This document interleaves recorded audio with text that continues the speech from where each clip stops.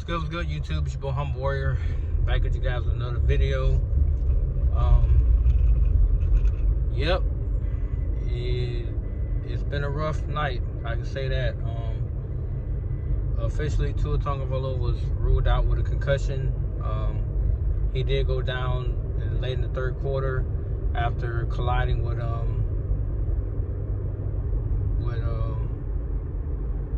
am I getting a blank on this safety's name? Damar Hamlin, which was basically self-inflicted, and I don't know why he didn't slide, but he didn't. Chose to lower his helmet. His neck kind of like popped back to the right, and you see him seize up momentarily and lay on the ground, motionless a little bit, and after that, he was able to get up on his own power and walk off the field limping. Pretty much took the air out of the stadium. They were already down 31-10 at that point, but they were actually driving. Matter of fact, they was nearing the goal line because that was a fourth down play that he converted. So with that being said, I watched Dougie Do-Wrong's video about where the Dolphins go from here. To be honest with you, like Doug said, the retirement talk that everybody keeps talking about is his decision. It is his decision to make. But Tua, if I can say one thing to you, my brother, once you return with full health, start the slide, man. Stop all this trying to take on corners, linebackers, stuff like that, bro. That's not who you are. You've never been that way. We're not gonna get into the league, or we're not gonna go 4 years into the league trying to run over people. I mean, it don't make you a better player, don't make you a tougher player, none of that. So that should be out of the conversation moving forward. Now, let's address the bigger elephant in the room. Their offensive line was about as bad as I've seen in a minute. They got to do something about the right tackle on the right guard spot. Magically,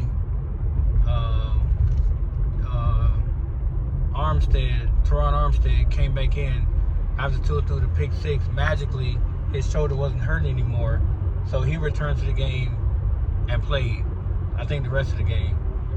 The offense itself is very predictable now.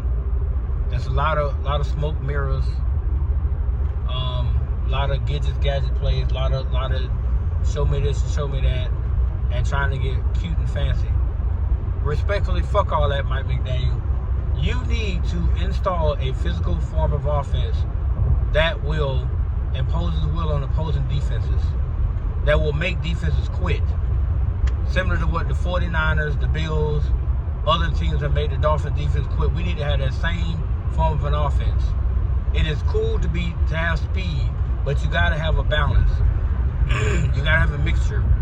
Ain't no point in me trying to outrun you every single play because I'm gonna get tired.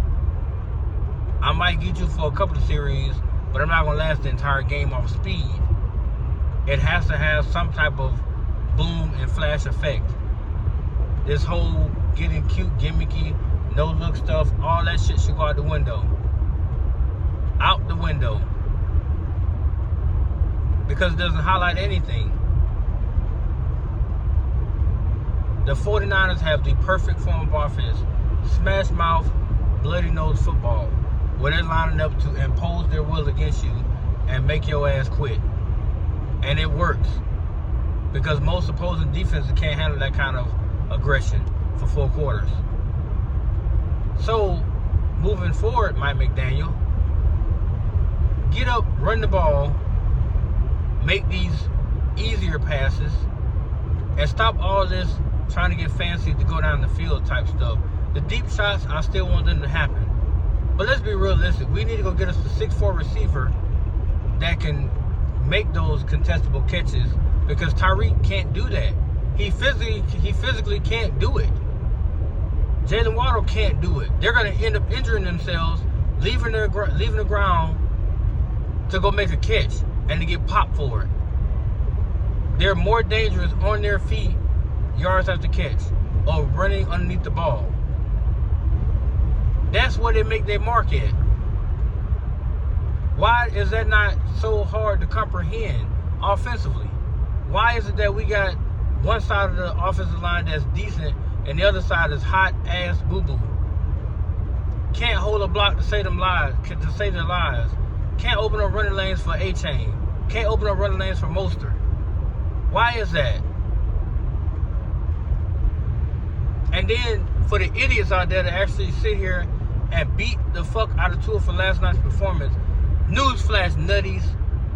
The first 2 damn picks, if you watch the damn tape, if you watch the game, even in the live form, the first pick, Duce, or whatever the hell his name is, literally didn't even look for the ball. And it hit him in a spot where had his hands been up and he turned his head, that's a first down. Robbie Chosen, why the fuck are you even on the roster? Your dumb ass run a comeback route behind a linebacker on top of a corner, hybrid / safety. You forced Tua to throw that bitch directly to Benford. If your dumb ass kept running and did a basically I think it's called a seam route to the corner, you gonna get that ball because he threw it right where you're supposed to be at. You would have bodied Benford out of the play and made that catch. Possibly could have kept going down the sideline if you broke the tackle. The pick 6 is all on Tua. He should have just threw it to the ground.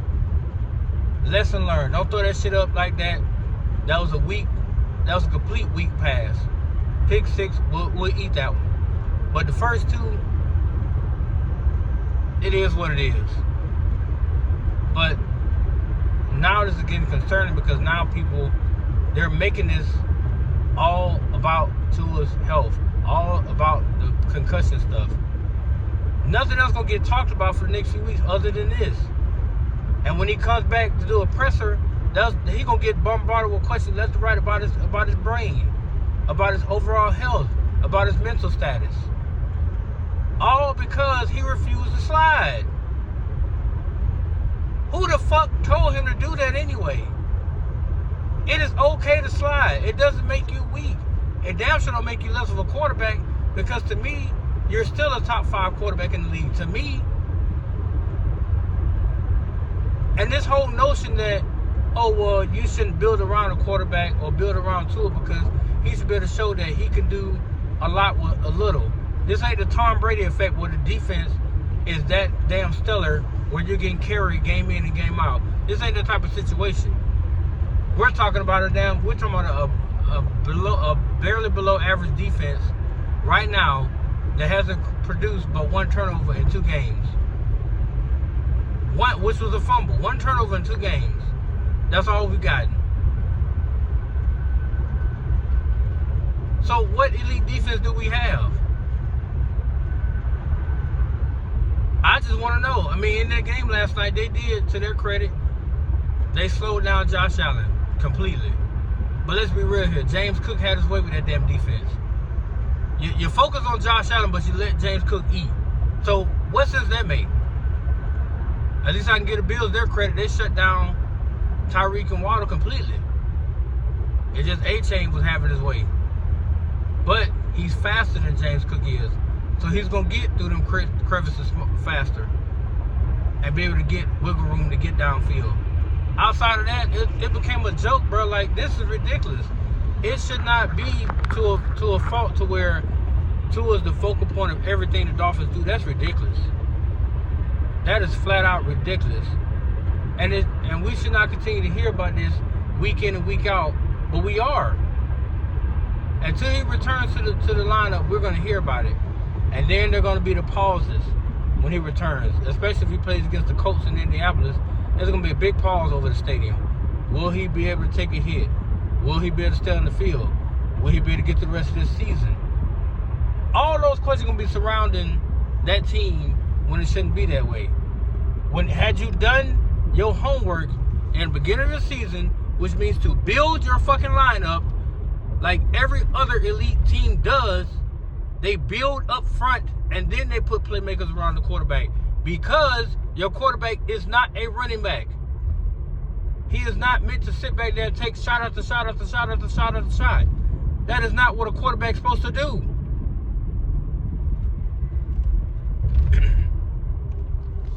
The prime example of this, ask Mr. Cam Newton what happened to him.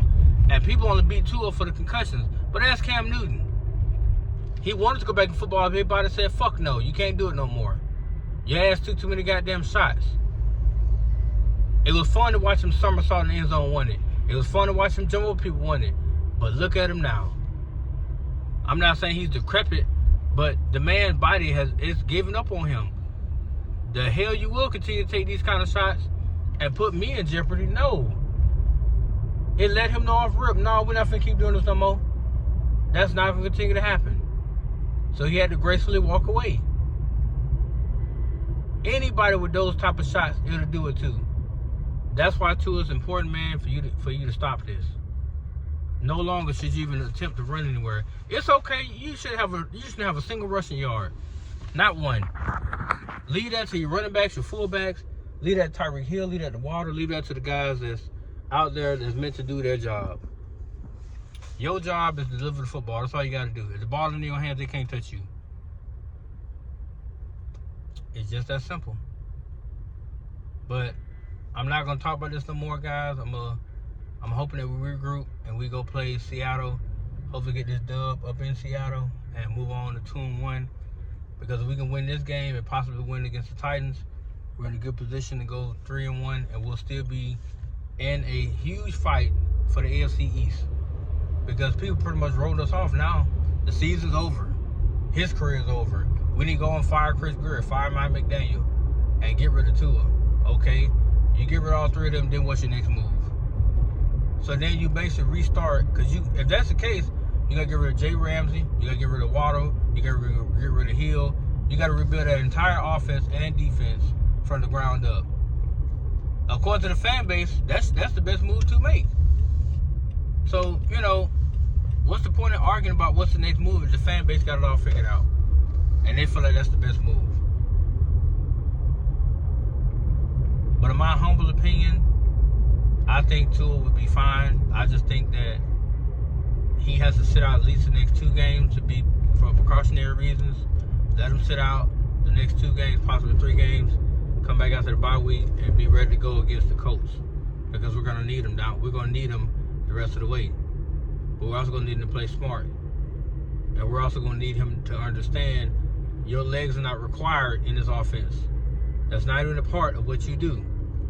So if you don't have to run, why even risk it? If you don't have to rush out the pocket, don't even try to do it, bro. Just save yourself that headache and everybody else the headache of watching you possibly not get up off that field. That's all I'm saying. But you guys have a good evening. Let me know what you think about this video, because it's something that was bothering me all day today and I had to put it out there. But let me know what you guys think. I look forward to reading the comments. Peace.